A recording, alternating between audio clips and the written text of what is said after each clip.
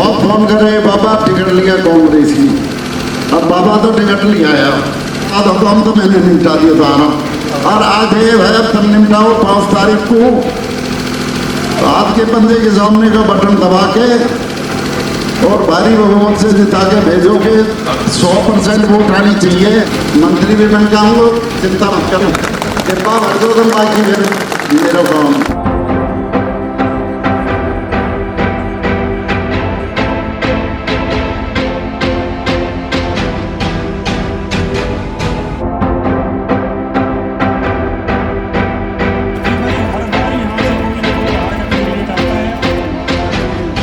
विधानसभा चुनाव को लेकर लगातार मुकाबला रोमांचक होता हुआ नजर आ रहा है और हर उम्मीदवार अपने क्षेत्र में लगातार चुनावी दौरे कर रहा है।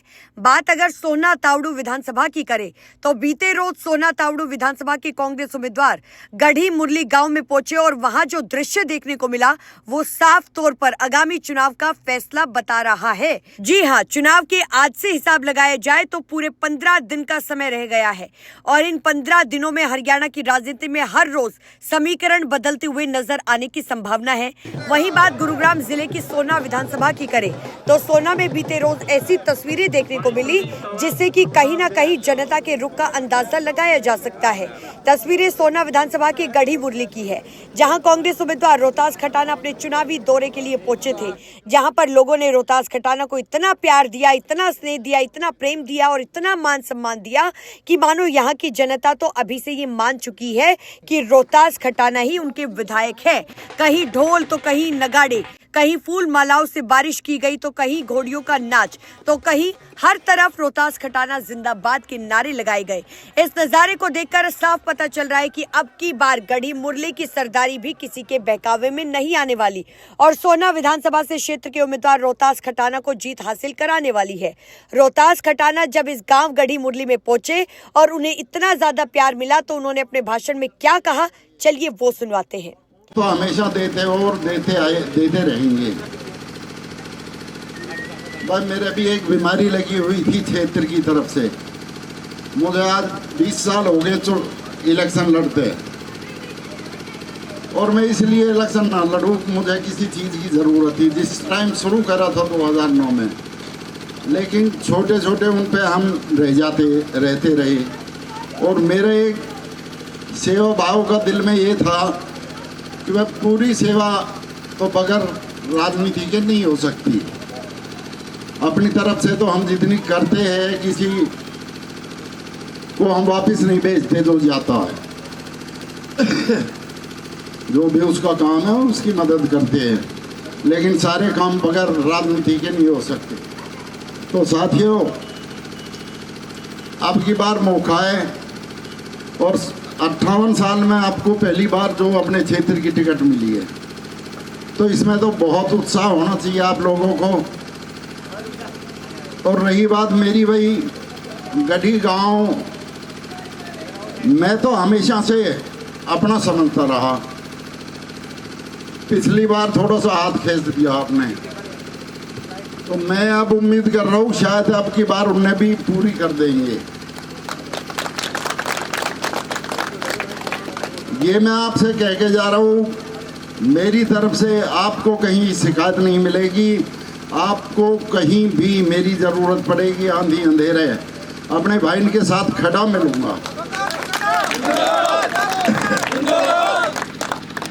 चाहे अपने परिवार के साथ भी बाद में खड़ा हो, लेकिन गढ़ी गांव के साथ हमेशा खड़ा मिलूंगा।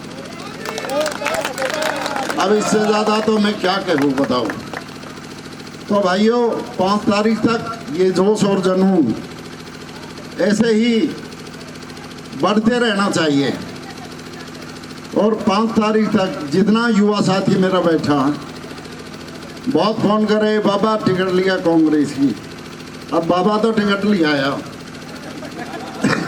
यहाँ खड़े बहुत मेरी नज़र में, बाबा टिकट लिया, बाबा टिकट लिया, बाबा तो टिकट लिया है। आज हुक्म तो मैंने निपटा दिया था, और आज है भाई अब तब निपटाओ 5 तारीख को, हाथ के पंजे के सामने का बटन दबा के और भारी बहुमत से जिता के भेजोगे। 100% वोट आनी चाहिए, तो मैं तारा 200% आगे रहूँगा तुमसे।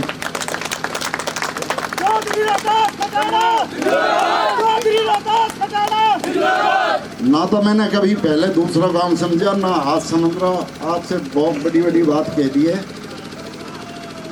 इन्हीं बातों के कहने के लिए आपके सामने आए थे। मुझे जो एमएलए की ज़रूरत होती तो मैं अब तक 10 एमएलए बना लिया था। मध्य प्रदेश से, राजस्थान से इतने गुजरे वहाँ। लेकिन मेरे तो दिल और दिमाग में एक चीज़ थी, सेवा करूँगा तो अपने इनकी करूँगा, और इसीलिए मैं चुनाव लड़ता रहा। और आज की भी तुम्हें पता की हालत ही, 1 घंटा में तुम्हें वोट ला के दिखा, ये टिकट ला के दिखा दी। तो साथियों, ऐसे ही मंत्री भी बन के आऊँगा, चिंता मत करो।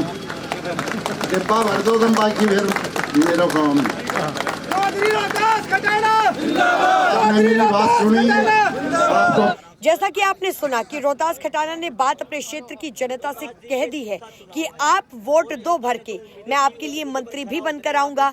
तो वहीं रोहतास खटाना ने दौरों के दौरान मिल रही खामियों पर भी क्या कुछ कहा है, आप वो भी सुनिए। क्या कहना चाहेंगे सबसे पहले आप?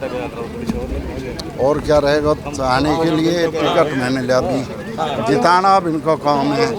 और जिताने के लिए जनता को भरपूर जो है सहयोग मिल रहा है। आप देख रहे हैं कितनी भीड़ थी। अब कितने गांव का अभी तक दौरा किया है और क्या कुछ मेन समस्याएं क्षेत्र की निकल के आई जो उम्मीदों पर खरा उतरेंगे? अभी मैंने करीब 7 का दौरा कर लिया। विकास की बात करो तो कमी की कोई गिनती नहीं है, क्योंकि पूरे पिछले 10 साल में हमारे क्षेत्र में विकास नहीं हुआ।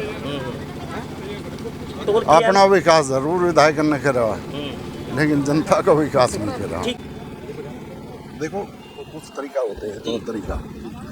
हम आगे सवाल उठाएंगे और इनके लिए लड़ाई लड़ने के लिए तो हम बन रहे हैं, रिक्वेस्ट भी करेंगे, लड़ाई भी लड़ेंगे इनकी। जैसा कि आपने सुना कि रोहतास खटाना साफ तौर पर क्षेत्र की सबसे बड़ी परेशानी टोल की समस्या को लेकर आने वाले समय में कम करने की बात कर रहे हैं। और शहीदों के लिए तो रोहतास ने अभी से ये वायदा कर दिया है कि जो भी सैलरी मेरी विधायक बनने के बाद आए वो मैं शहीदों के परिवार को दूंगा।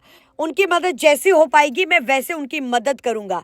रोहतास खटाना ने बातों ही बातों में बहुत सारे वायदे कर दिए हैं, लेकिन अब देखना यह होगा कि रोहतास खटाना अपने इस विधायक बनने के बाद क्या इन वायदों पर खरा उतरेंगे या फिर नहीं, क्योंकि हमारे देश में नेताओं के वादे केवल चुनावी समय तक के लिए ही होते हैं।